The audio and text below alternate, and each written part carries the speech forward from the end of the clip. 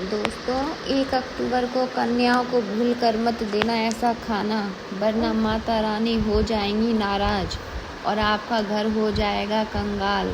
कुछ लोग नवरात्रि के अष्टमी और नवी के दिन कन्या पूजन करते हैं, तो कुछ खास गलतियां ऐसी होती हैं जिनको वह कर देते हैं, जिसकी वजह से माता रानी आपके पूरे घर को कंगाल बना देती है। जैसा कि आप सभी को पता है कि इस समय शारदीय नवरात्रि का पावन पर्व चल रहा है और ऐसे में शारदीय नवरात्रि 9 नहीं बल्कि पूरे 10 दिन की रहने वाली है।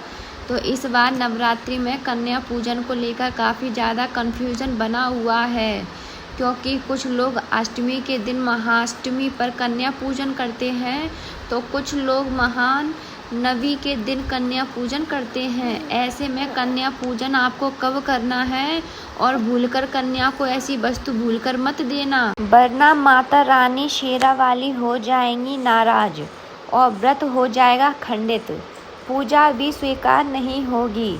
अगर आप चाहते हैं कि माता रानी आपके ऊपर कृपा करें, धन के भंडार भरें, कामनाओं को पूर्ण करें, तो भूलकर भी गलती से ये एक चीज़ कन्याओं को ना खिलाएं, वरना पूरे परिवार को इसका दुष्परिणाम झेलना पड़ेगा और माता रानी आपसे हमेशा के लिए नाराज होकर आपके घर से धन की देवी लक्ष्मी को भी ले जाएंगी। दोस्तों, अगर आप भी अपने जीवन से कंगाली दूर करना चाहते हैं, तो आज मेरे कहने से इस वीडियो को बड़े ध्यान से देखिएगा, ताकि आप सभी का कन्या पूजन से जुड़ा हुआ कन्फ्यूजन दूर हो जाए। साथ ही जाने कन्या पूजन में आपको कन्याओं को कौन सी चीज़ उपहार स्वरूप में देनी चाहिए और कौन सी वस्तुएं भूलकर भी नहीं देनी चाहिए। कन्या पूजन के बाद अखंड ज्योति की ज्योत होती है, उसका क्या करना चाहिए, वही कलश के नीचे रखे हुए चावल का क्या करना चाहिए, नारियल का क्या करना चाहिए, संपूर्ण जानकारी आपको आज इस वीडियो के माध्यम से प्राप्त होगी। यहाँ तक कि हम आपको बताएंगे कि इस बार कन्या पूजन कब किया जाएगा, महाअष्टमी की पूजा कब शुभ मुहूर्त क्या रहेगा और महानवी की पूजा का शुभ मुहूर्त क्या रहने वाला है। तो बड़े ही ध्यान से इस वीडियो को देखिएगा और हाँ, ज़्यादा से ज़्यादा शेयर कर दीजिएगा, क्योंकि यहाँ हम आपको पंचांग और ज्योतिष गणना के आधार पर महाअष्टमी और महानवी की पूजा का महत्व और पूजा विधि और शुभ मुहूर्त के बारे में बताने जा रहे हैं और साथ ही कन्याओं से जुड़ी कुछ खास उपाय और पूजा पाठ के बारे में भी बताएंगे और ऐसी गलतियां के बारे में भी बताएंगे जिनको करने से आप अपने आप को बचा सकते हैं, जिससे आपको माता रानी के क्रोध का सामना नहीं करना पड़ेगा और माता का आशीर्वाद भरपूर आपको मिलता रहेगा। क्योंकि दोस्तों, अष्टमी और नवी के दिन कुछ लोग जो हैं अपने घर के रीति रिवाजों के हिसाब से कन्या पूजन करते हैं। कन्या पूजन में सबसे ज़्यादा महत्वपूर्ण रहता है तो वह रहता है शुभ मुहूर्त का रहना। अगर आपको जानकारी अधूरी प्राप्त होती है तो और आप गलती से उस जानकारी के हिसाब से कन्या पूजन करते हैं, तो उसका क्या परिणाम पूरे घर को देख झेलना पड़ता है। इसलिए हम आपकी जानकारी के लिए यहाँ बड़े ही मेहनत के बाद शुभ मुहूर्त और पंचांग ज्योतिष गणना के आधार पर बताने वाले हैं। तो दोस्तों, चलिए वीडियो शेयर करते हुए एक बार कमेंट बॉक्स में जय माता दी लिख दीजिए और नीचे अपना नाम भी लिख देना। माता रानी आप पर भी अपनी सदा कृपा बनाए रखेंगी। देखिए, कन्या पूजन का मुहूर्त क्या है। कन्या पूजन करने से पहले माता रानी का क्या संकेत देती हैं, कन्या को क्या खिलाना चाहिए क्या नहीं, भूलकर कन्या को कचौड़ी, जलेबी या घर में बना हुआ खाना खिलाना चाहिए और या नहीं, और किसी थाली कैसे बर्तन प्रयोग में लाने चाहिए। बहुत सारी गलतियां कर देते हैं, इसलिए हम आपको पहले ही ये वीडियो बनाकर दे रही हूँ ताकि आप माता रानी के क्रोध का सामना ना करें।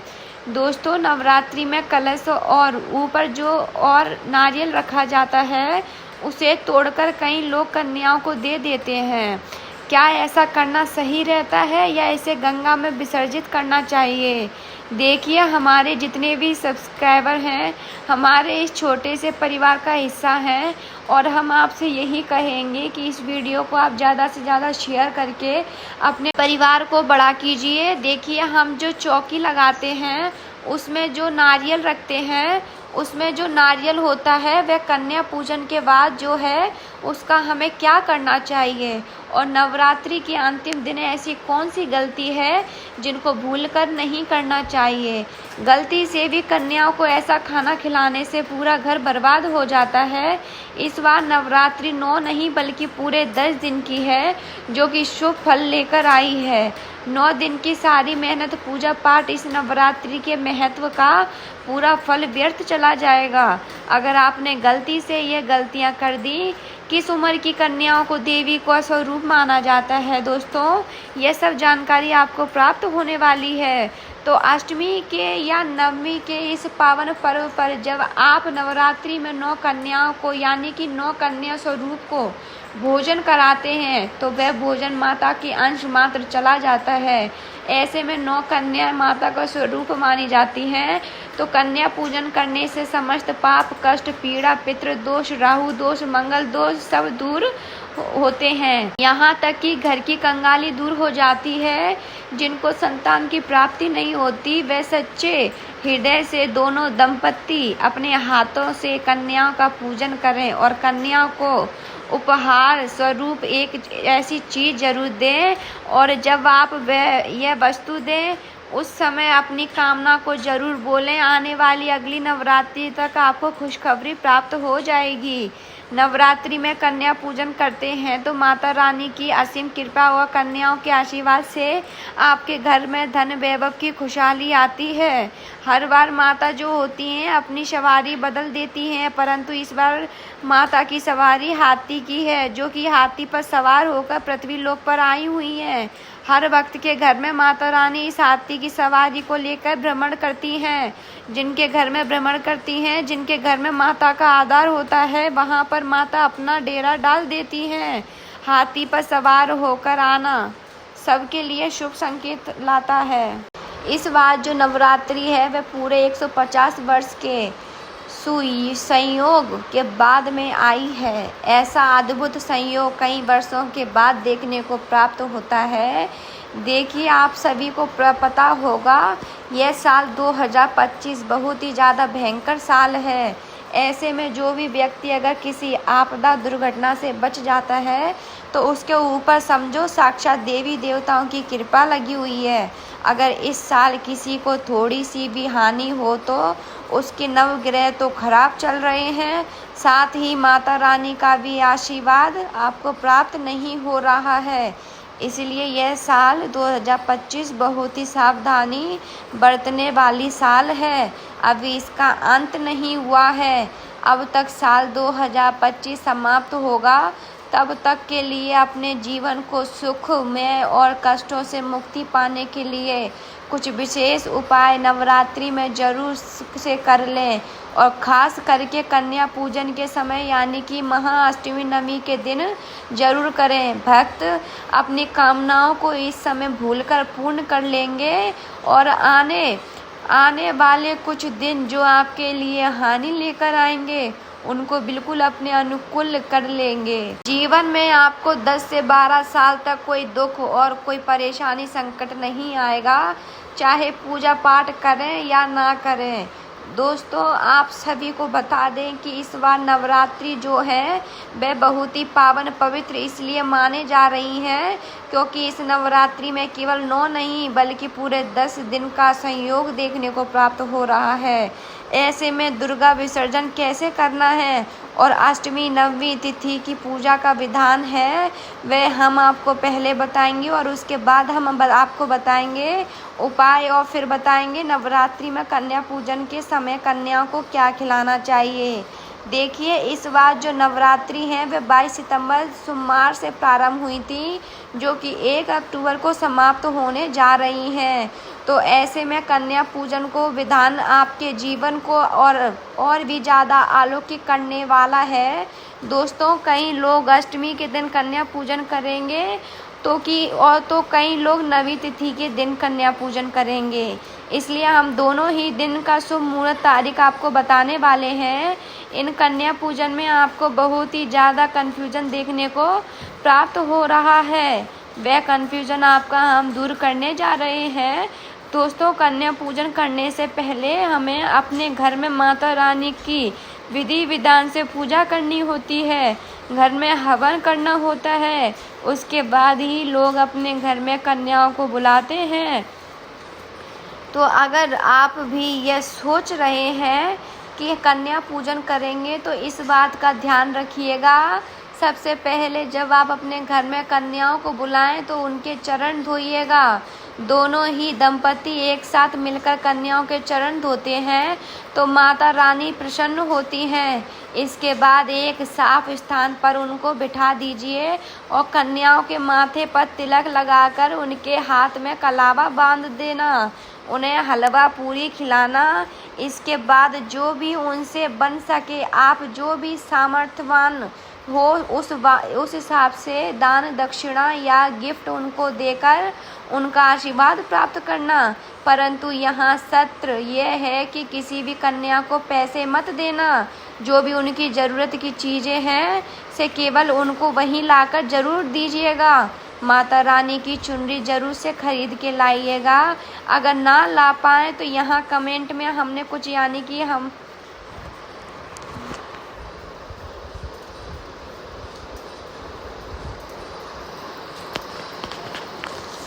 तो दोस्तों ज़रूर से मंगा के रखिएगा। और भक्त जो हैं बहुत ही ज़्यादा इस बार असमझ में है, क्योंकि इस बार की जो नवरात्रि है एक दिन बढ़ने की वजह से भक्तों के मन में शंका पैदा कर रही है।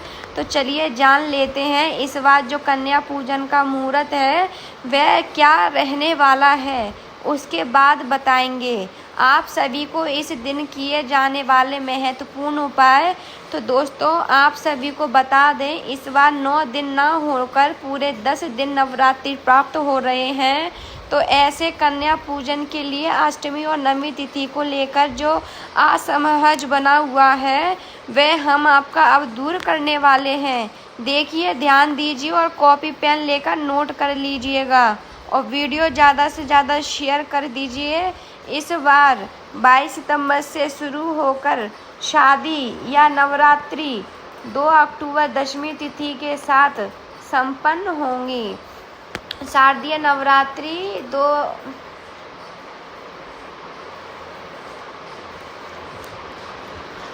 इस बार 22 सितंबर से शुरू होकर शारदीय नवरात्रि 2 अक्टूबर दशमी तिथि के साथ संपन्न होंगे। इन 9 दिनों में माँ दुर्गा के 9 रूपों की विधि विधान से पूजा की जाएगी। कन्या पूजन की विधि विधान से किया जाएगा। कन्याओं का पूजन करने का एक विधि विधान ये है कि छोटी छोटी कन्या ही माँ के रूप में मानी जाती हैं। केवल 10 वर्ष की आयु तक की कन्या को घर में लेकर आएं। और कुछ लोग पहले दिन प्रतिदिन कन्याओं की पूजा करते हैं। तो कई लोग साधक जो होते हैं विशेष रूप से महाअष्टमी और महानवमी के दिन कन्या पूजन का आयोजन करते हैं। इस वर्ष अश्विनी मास के शुक्ल पक्ष की जो अष्टमी तिथि है वह 29 सितंबर को शाम 4:31 पे आरंभ होगी, जो 30 सितंबर को 6:06 पर समाप्त होगी। इसके बाद नवमी तिथि आरंभ होगी 1 अक्टूबर को रात 7:01 पर और महाअष्टमी 30 सितंबर को और महानवमी 1 अक्टूबर को। 1 अक्टूबर को अब आप सभी को अच्छे से पता चल गया। देखिए, शारदीय नवरात्रि में महाअष्टमी और महानवमी के दिन कन्या पूजन करना सबसे शुभ इसलिए माना जाता है ताकि माता का आशीर्वाद आप सभी को प्राप्त हो जाए और माँ दुर्गा अत्यधिक प्रसन्न होकर आपके ऊपर दोनों हाथों से कृपा बरसाएं, क्योंकि माँ बहुत दयालु हैं। थोड़ी सी पूजा अर्चना से आपके भक्ति भाव से प्रसन्न हो जाती हैं। शारदीय नवरात्रि पर अष्टमी कन्या पूजन का जो मुहूर्त रहेगा वह प्रातः संध्या सुबह 5:01 से 5:01 से लेकर सुबह 6:13 तक रहेगा। तो दूसरा मुहूर्त आपको 10:41 से लेकर दोपहर 12:11 तक प्राप्त होगा और अभिजित मुहूर्त 11:47 दोपहर 12:35 तक प्राप्त हो रहा है। तो वही महान, अब ध्यान से सुनिए। नवमी के दिन कन्या पूजन करने वाले लोग, महानवमी पर कन्या पूजन का जो शुभ मुहूर्त है वह सुबह 4:37 से सुबह 5:26 तक रहेगा और सुबह 5:01 से सुबह 6:14 तक रहेगा। प्रातः संध्या का समय रहेगा। रवि योग इस दिन सुबह 8:06 से 2 अक्टूबर को सुबह 6:15 तक रहने वाला है। शारदीय नवरात्रि पर कन्याओं के पैर धोकर साफ थाली और साफ जल और साफ कपड़ा तौलिया से आप सभी को जो है कन्याओं के पैर धोने हैं।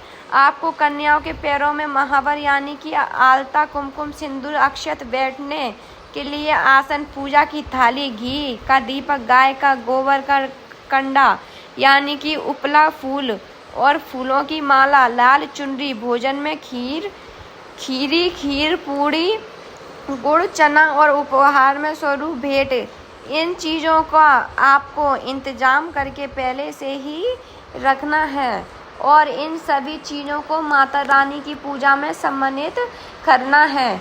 इस दिन कन्या पूजन करते समय आपको बोलना है, या देवी सर्वभूतेषु कन्या रूपेण संस्था नमस्तस्यै नमस्तस्यै नमस्तस्यै नमो नमः। ओम दुम दुर्गाय नमः। ओम श्री कुमार नमः। ओम त्रिगुणात्मक नमः। इस तरह से आपको जो मंत्र हैं मंत्रों का जाप करना है। दोस्तों, नवरात्रि 8 दिन की जो होती है वह अच्छी नहीं मानी जाती। ऐसे में नवरात्रि 10 दिन की शुभ मानी जाती है। अब नवरात्रि में किए जाने वाले उपायों को जानेंगे। शास्त्रों के अनुसार नवरात्रि के दिनों में माता रानी की पूजा करने से, कन्या पूजन करने से 3 देवी माँ काली, सरस्वती माँ, लक्ष्मी और आपके पूरे परिवार में व्रतधारी को अभय वरदान की प्राप्ति होती है। भक्त श्रीधर की तरह सच्चे हृदय और कोमल भक्ति से जो व्यक्ति माता की पूजा करता है उसी के सभी कष्टों का निवारण माँ शीघ्र ही करती है। माँ शेरावाली की पूजा करने से, उपासना करने से विनम्रता का विकास होता है, कष्ट, दरिद्रता, दुख नष्ट होते हैं। नवरात्रि में माता रानी का व्रत और पूजन किया जाता है, लेकिन नवरात्रि के दौरान सबसे ज़्यादा महत्व होता है कन्या पूजन का। यदि आपके पाप कर्म इतने ज़्यादा हैं कि आप जो हैं कन्याओं के चरण धोते हैं तो वह दूर हो जाते हैं। कन्याओं को साफ जमीन पर बैठाना चाहिए और गंदे स्थान से दूर रखना चाहिए। लोग गंदे कपड़े पर बिठा देते हैं, इसे व्रत का अपमान माना जाता है। कन्याओं को अक्षत, फूल, कुमकुम लगाएं, भोज करवाएं, लेकिन हमेशा याद रखें कि कन्याओं को थाली में 3 पूरियां ना रखें, इसे शुभ नहीं माना जाता। पूरियां तथा 3 रोटियां मरने वाले व्यक्ति के लिए निकाली जाती है, कैदियों के लिए दी जाती है। कन्या को उनकी थाली में 3 पूरियां कभी ना देने के किन 1-2 पूरी करके आप दे सकते हैं, इससे 3 संख्या बढ़ जाती है। दोस्तों, कन्याओं को खाना खिलाने के बाद अंत में कन्या के सिर पर लाल चुनरी जरूर से समर्पित करें, यानी कि उनको समर्पित करते समय उड़ाना है। भोजन में खीर, हलवा, पूरी जैसा मैंने पहले बताया, चना, आलू और छोले वगैरह इत्यादि रखें, परंतु ध्यान रखें तामसिक चीज़ों का प्रयोग ना करें। पनीर की सब्जी देना चाहते हैं तो भूलकर भी प्याज लहसुन का इस्तेमाल ना करें, अन्यथा घोर अनर्थ होगा। और हमने शुरू में ही बताया कि कन्याओं में माँ लक्ष्मी, सरस्वती, माँ काली का वास होता है, इसलिए प्याज लहसुन के स्थान पर आप जो हैं सदा सिंपल तरीके से भोजन बनाएं, थाली में परोसें, क्योंकि जागृत अवस्था में माता होती हैं और कई लोग कभी कभी ज़्यादा स्मार्ट होने के चक्कर में कन्याओं को कुरकुरे का पैकेट, चिप्स वगैरह दे देते हैं। इससे घोर अपराध माना जाता है, क्योंकि इसमें प्याज लहसुन का इस्तेमाल होने के कारण आपका व्रत खंडित हो जाता है। तमाम तरह की चीज़ें मिलावट की आती हैं, इसलिए आपको ध्यान रखना है, दुर्गा माँ क्रोधित हो जाती हैं। आपको 9 दिन तक लहसुन प्याज भी नहीं खाना चाहिए, परंतु अगर गलती हो गई है तो अंतिम दिन इस चीज़ का आप जो प्रायश्चित कर सकते हैं, माँ से क्षमा याचना कर सकते हैं और आशीर्वाद प्राप्त कर सकते हैं। एक छोटी सी गलती पूरे व्रत को ले डूबेगी। कन्याओं को बंद की हुई कोई चीज़ ना खिलाएं। देखिए दोस्तों, मार्केट से ली हुई कोई चीज़ ना दें जिसके अंदर प्याज लहसुन जैसी चीज़ हो, ताकि आपके व्रत पर इसका प्रभाव होगा। आप चाहे रेडीमेड कोई भी चीज़ लाकर खिलाते हैं, जैसे दही जलेबी खिलाते हैं, जो शुभ नहीं मानी जाती। भले ही आप जलेबी दही खिलाते हैं, परंतु माता को घर का बना शुद्ध भोजन अपने हाथों से खिलाएं, प्रिय होता है। माता रानी को नवरात्रि के दौरान में पका खाना अवश्य बनाना चाहिए। माता रानी बहुत प्रसन्न होती हैं। घर का बना पका खाना कन्याओं को खिलाना चाहिए और हमेशा याद रखें कि कन्याओं को प्लास्टिक के दोंडे में खाना भूलकर ना दें। ऐसे बर्तन पूजा पाठ के लिए शुद्ध नहीं होते, अशुद्ध होते हैं। कन्याओं को स्टील के बर्तन, पत्तों से बने बर्तन में ही भोजन कराना चाहिए। मार्केट में पत्ते भी मिलते हैं। पत्तों से बनी हुई थालियाँ जो आती हैं वह सस्ती मिल जाएंगी। लगभग 5 या 10 की आपको एक पीस के रूप में मिल जाएगी। जैसे आप देख लेना अपने हिसाब से, तो वह पूजन में आप रख लें। कन्याओं को आप आराम से दोस्तों, पत्तों के जो बर्तन होते हैं वह शुभ माने जाते हैं, परंतु प्लास्टिक के अशुभ होते हैं। तो आप जो हैं पत्ते के भोजन बर्तन में भोजन करा सकते हैं। दोस्तों, आपको बहुत ही ज़्यादा शुभ फल प्राप्त होगा। इसमें भोजन में देवता भी भोजन ग्रहण करने आते हैं, तो प्लास्टिक की चीज़ें घर में बिल्कुल ना लेकर आएँ। दोस्तों, यही नहीं, कन्याओं को थाली में एक लौंग जरूर रख दें। जब आप भोजन परसें तो उस समय लौंग देवी शक्ति का स्वरूप मानी जाती है, तो माँ को बहुत ही प्रिय होती है। लौंग माता शक्ति का प्रतीक होती है। लौंग में नवदुर्गा का वास होता है। इन 9 दिनों में माता रानी लौंग का भोग ही पसंद करती हैं। इसलिए कन्याओं की थाली में चुपचाप एक लौंग जरूर रख लें, आपका भाग्य चमक जाएगा। माता लक्ष्मी आपके जीवन में धन की कोई कमी नहीं होने देंगी। आपको बता दें कि कन्याओं को उपहार में खुश करने के लिए उनकी थाली में दक्षिणा डालें, ताकि आपके घर में संपन्नता बनी रहे, धन की कोई कमी ना रहे। कन्याओं को कोई सुंदर गिफ्ट दे सकते हैं। कन्या पूजन करते समय कन्या को गिफ्ट देना बहुत ज़रूरी होता है। दोस्तों, चॉकलेट बॉक्स दे सकते हैं, खूबसूरत कपड़े दे सकते हैं। काले कपड़े ना दें और स्टील के बर्तन भी गिफ्ट के तौर पर दे सकते हैं। कन्याओं को लोहे का सामान ना दें। जब कन्याओं को अपने घर लेकर आए और उनको भोजन कराएं, जब उनके चरण जरूर से आपको छूने चाहिए। प्रस्थान करते समय भी छूने चाहिए। मन में उस समय अपनी अधूरी इच्छाओं को भूलना चाहिए। माता रानी तुरंत आपकी वह मनोकामना पूर्ण करती हैं।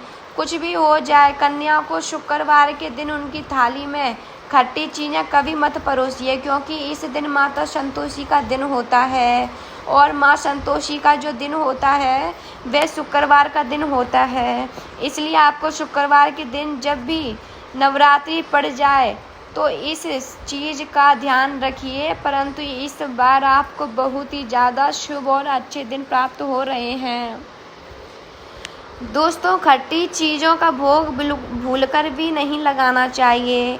कन्याओं की थाली में आम, चटनी, नींबू, इमली यह नहीं देना चाहिए, क्योंकि माँ संतोषी भी तो माता कन्याओं के स्वरूप में आपके घर आती हैं।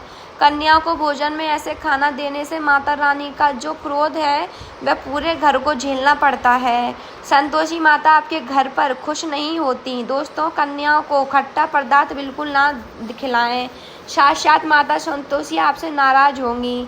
भोजन ग्रहण करने और कन्याओं के साथ आपके घर में पधारने तक माँ संतोषी घर में रहती हैं। इसलिए उनको प्रसन्न रखें और अभय वरदान का प्राप्ति आप कर लें।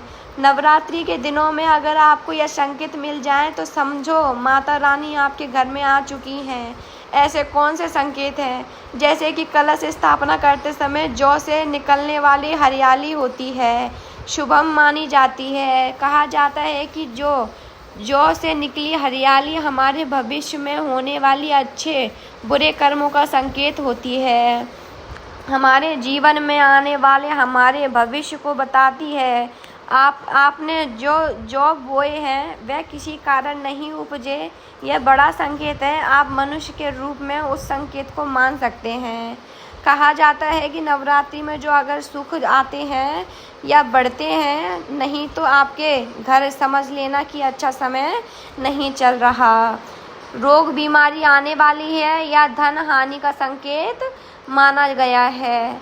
आपने कोई ना कोई जरूर से गलती की होगी जिसके कारण माता रानी नाराज हो गई हैं। इसलिए माता से आप क्षमा अवश्य मांगे। माँ अपने भक्तों को अवश्य माफ़ करती हैं। दोस्तों, यदि जो हरे भरे जवारे होते हैं वह घर में हरियाली का संकेत लाते हैं, धन खींचने की चाबी होते हैं। इसलिए कहा जाता है कि एक का सिक्का या चांदी का कोई भी सिक्का जो के बीजों बीज में अगर मिट्टी में दबा दिया जाए तो घर में सुख समृद्धि आती है। माता लक्ष्मी दौड़ी दौड़ी चली आती हैं। जौ के अंदर हमेशा एक का सिक्का अवश्य डालना चाहिए। जौ को खाली नहीं रखना चाहिए, उसमें धन वगैरह अवश्य डाल दें। माता का आशीर्वाद प्राप्त होता है और घर परिवार का संकट आने से बच जाता है। नवरात्रि के दौरान सपनों में अगर फूल, गंगा, नदी, शेर, मंदिर, माँ दुर्गा का दिखना शुभ संकेत माने जाते हैं। यह सपने जीवन में सुख, समृद्धि और शांति लाते हैं। नवरात्रि में सपने में फूल दिखना सबसे ज़्यादा शुभ होता है। सपने में गंगा का दिखना आत्मग्लानि से मुक्ति कर देता है। माँ दुर्गा को बुलाने के लिए आपको ओम जयंती मंगला काली भद्र काली कृपालिनी दुर्गा क्षमा शिव छात्री स्वाहा स्वाधा नमोस्तुते नमोस्तुते नमोस्तुते नमो नमः इस मंत्र का जाप करना चाहिए। अब आप सभी को नवरात्रि में जलने वाली ज्योत के बारे में बताते हैं। आपको ज्योत को लेकर कुछ संकेत होते हैं जो माता रानी के आपके घर में आने का संकेत होती है। नवरात्रि में ज्योत बाती क्या हो करें? देखिए, गरीब के गरीब अगर रहना चाहते हैं तो ज्योत की बाती के चमत्कार जानकर आप हैरान रह जाएंगे, क्योंकि ज्योत जो होती है वह रंग से राजा बनाते देर नहीं लगाती। नवरात्रि में हर प्रयास करना चाहिए कि हर घर में अखंड ज्योत जरूर जले, नहीं तो दीपक तो जरूर ही जलाना चाहिए। मंदिर में जाकर, कहीं धार्मिक स्थान होते हैं वहाँ पर कहा गया कि आपने अपने घर से ज्योत जलाते हैं या अपने नाम से कहीं मंदिर में जाकर ज्योत जलाते हैं, ऐसे व्यक्ति पर दुर्गा के 9 रूपों की कृपा होती है। बहुत से लोग अपने आध्यात्मिक उन्नति के लिए, स्वयं की तरक्की के लिए, घर परिवार की सुख शांति और खंड ज्योत के लिए घर में ज्योत जलाते हैं, लेकिन 90% लोग ऐसे हैं जो जलाने के बाद भी दुखी रहते हैं। घर परिवार में शांति का माहौल नहीं रहता, शांति का वातावरण नहीं रहता। इसके कारण ज्योत की बाती से धनवान बनने का, गुणवान बनने का जबरदस्त चमत्कारी प्रयोग बताऊंगी। गुरु परंपरा से जो प्राप्त हुई है वही जानकारी देती हूँ। अखंड ज्योति को जीवन में शूरता का प्रतीक माना जाता है। नवरात्रि के 9 दिन तक ज्योत जलाने से आपके घर में उन्नति होती है और आपकी किस्मत चमक जाती है। सूर्य चंद्रमा जैसी आपकी किस्मत चमकती है और आपको चम किस्मत चमकने से दुनिया की कोई ताकत नहीं रोक सकती है। अब बात करते हैं ज्योति के बारे में, तो ये बात 100% सत्य है कि बाती को हम जो है बहुत ही गलत तरीके से फेंक देते हैं। हमारे साथ ऐसे साधक जुड़े हुए होते हैं जो इस उपाय के बारे में बताते हैं कि ज्योति की जो बाती होती है वह चंद दिनों में करोड़पति बना देती है। कुछ लोग लखपति बन जाते हैं तो कुछ लोग अच्छे अच्छे पद पर बैठ जाते हैं। अगर आप नौकरी प्राप्ति करना चाहते हो तो कोई मनोकामना है वह पूर्ण नहीं हो रही तो ध्यान देना। अब जो अखंड ज्योत जला रहे हो उसे साधारण मत समझना, और ज्योत घर में माँ दुर्गा के आने का प्रतीक होती है। तो जो व्यक्ति अपने घर में अखंड ज्योत जला लेते हैं, ज्योत की सेवा कर लेते हैं, ऐसे व्यक्ति के फिर कभी जीवन में गरीबी नहीं रहती। जय बोलो माँ दुर्गा की, जय माता दी। कमेंट बॉक्स में जय माता दी ज़रूर लिखें और चैनल को सब्सक्राइब ज़रूर करें, बेल आइकन बटन को दबाएं जिससे हमारी और भी वीडियो की नोटिफिकेशन आपके पास आती रहेंगी। अगर आप हमारे चैनल पर नए हैं तो प्लीज़ चैनल को सब्सक्राइब करना ना भूलें। जय माता दी।